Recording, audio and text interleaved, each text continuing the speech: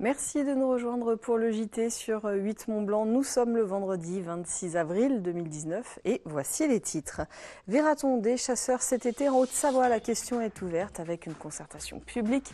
La question d'autoriser certains tirs dans certaines conditions se pose. Associations et citoyens se mobilisent, les chasseurs rassurent.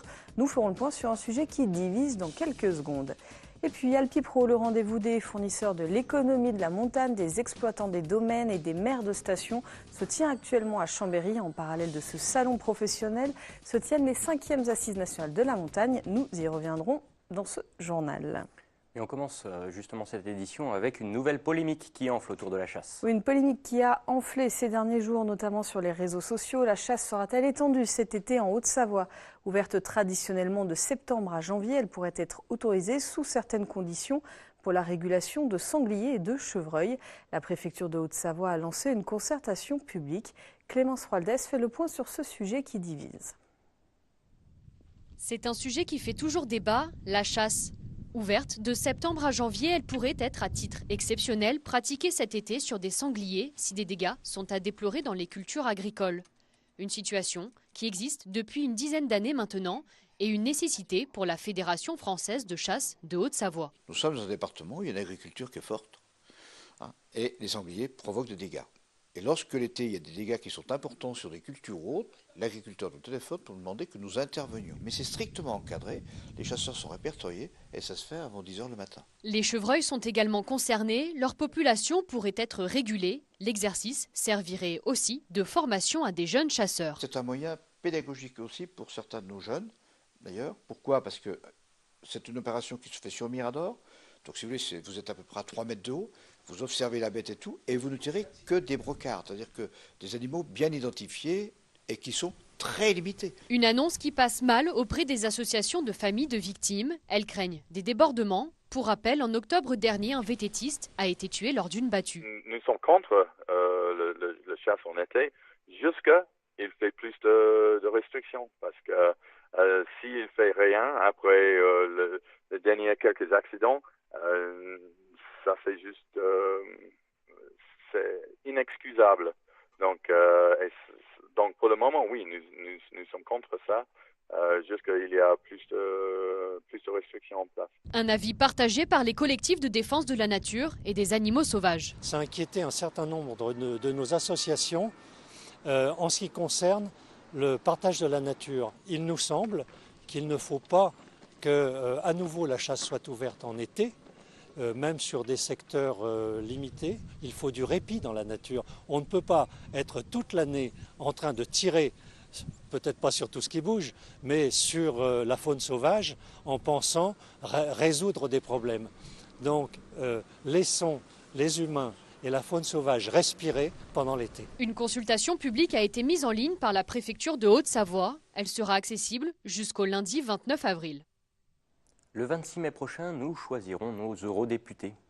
Des représentants de la liste Renaissance, celle du mouvement de la République en marche, étaient rassemblés hier soir à l'auditorium d'Aix-les-Bains. Parmi eux, le journaliste spécialisé dans les questions internationales Bernard Guetta et Marina Ferrari, adjointe à la mairie d'Aix-les-Bains.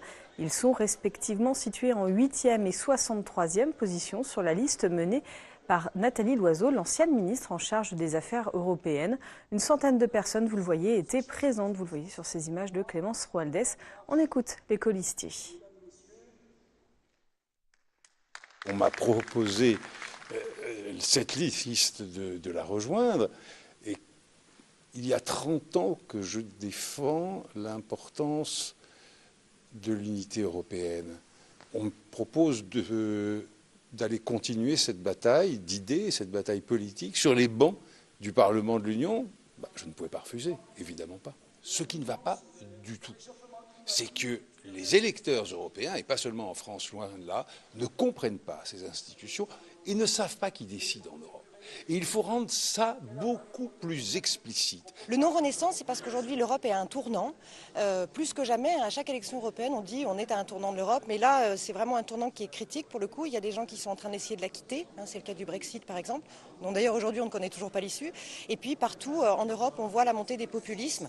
L'enjeu ce soir, c'est d'expliquer nos propositions, d'expliquer qui nous sommes sur notre liste. On a eu beaucoup de critiques sur le fait que nous venions d'horizons différents, alors que pour moi c'est une richesse. On s'enrichit toujours dans la différence.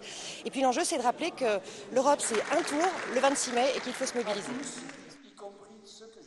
On part en Savoie, non, pardon? Oui, si, mais pour les chiffres du chômage. Ah, pardon. Donc un mot sur les chiffres du chômage.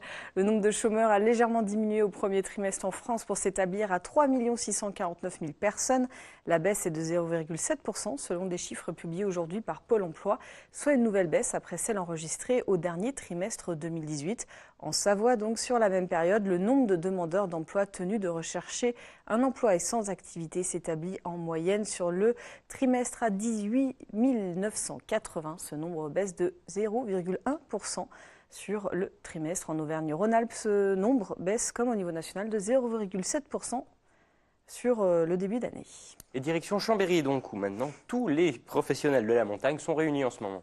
Oui, quels sont les grands enjeux de demain pour les stations de ski? Comment réinventer le modèle? Ou encore, quels sont les nouveaux relais de croissance? Voici quelques-uns des thèmes abordés pendant 2 jours pour les 5e Assises nationales des stations de ski et du tourisme en montagne. 2 journées de table ronde et 2 débats qui ont eu lieu dans le cadre du salon Alpipro. Il rassemble une 50aine de professionnels des métiers de la montagne. Petit tour d'horizon avec Sébastien Germain. Mountain Next. Tout est résumé dans le nom de ces 5e assises des stations de ski et du tourisme en montagne. Organisés en parallèle du salon Alpipro, ces 2 jours de conférences et de débats se veulent avant tout tourner vers l'avenir. Ce jeudi, les professionnels de la montagne ont planché tout l'après-midi sur la thématique suivante: renouvellement de la clientèle, comment faire rêver de nouveau les locaux et les jeunes générations. Le plan ski jeune nordique, soutenu par les 2 départements savoyards, fait partie de ces solutions. L'objectif, il n'est pas que quantitatif, mais il est aussi qualitatif. Et en plus d'avoir 95% d'une classe d'âge, on a ces jeunes qui vont pratiquer avec des skis qui glissent sur des zones de pratique ludiques adaptées et avec un encadrement adapté. L'objectif, c'est vraiment de pouvoir à terme transformer ce collégien, ce jeune Savoyard qui a découvert les activités nordiques et les territoires de montagne en Savoie, d'en faire un client régulier. On le sait, le jeune public délaisse les sports d'hiver, mais c'est également le cas chez les populations locales. Et là aussi, un effort doit être fait de la part de tous les acteurs concernés. On repart des classes de neige, il y a un certain nombre de choses qui sont en train de se mettre en place, mais la réalité est probablement un peu différente. Les anciennes recettes sont certainement très bonnes, on les a abandonnées, je crois qu'il faut les remettre à jour, mais il faut en trouver de nouvelles. Autre problématique évoquée lors de ces assises, le modèle de fonctionnement des stations qui doit être repensé pour leur donner encore plus de visibilité. Les stations ont besoin de se renouveler en matière de gouvernance, ont besoin d'être mieux connues, reconnues au niveau national pour que nous puissions prendre en compte leurs spécificités, leurs contraintes particulières et que les acteurs publics comprennent que ces communes, ce sont des acteurs économiques à part entière qui font l'attractivité touristique de notre pays. Malgré un taux de satisfaction client très élevé, le chiffre d'affaires global des stations françaises est en recul de 5% pour cet hiver 2018-2019. Preuve que tous les sujets évoqués lors de ces assises sont plus que jamais dans l'air du temps. Un temps fort pour finir et du côté de Seyssel. Oui, avec un nouveau coup de pinceau pour le pont de Seyssel après plus de 30 ans d'existence. L'ouvrage qui relie la Haute-Savoie à l'Ain va être rénové. Les présidents des 2 départements étaient sur place ce matin pour inaugurer le chantier. Un enjeu de taille pour ces collectivités. Chaque jour, près de 7500 véhicules l'empruntent pour traverser le Rhône. L'ouvrage présentait des signes de vieillesse et des fissures. Sa rénovation se fera en 2 temps. D'abord des travaux sur la structure jusqu'au mois de novembre et puis la peinture et les finitions au printemps prochain. Pendant ce temps, la circulation se fera en alternat. Le coût du chantier est évalué à 4 millions d'euros en financement pris en charge par les 2 départements. On écoute Jean Deguéry pour l'Ain et Christian Monteil pour la Haute-Savoie au micro d'Inès Guillemot et Alex Boucher. Ce pont qui a coûté 20 millions de francs à l'époque a besoin d'être rénové.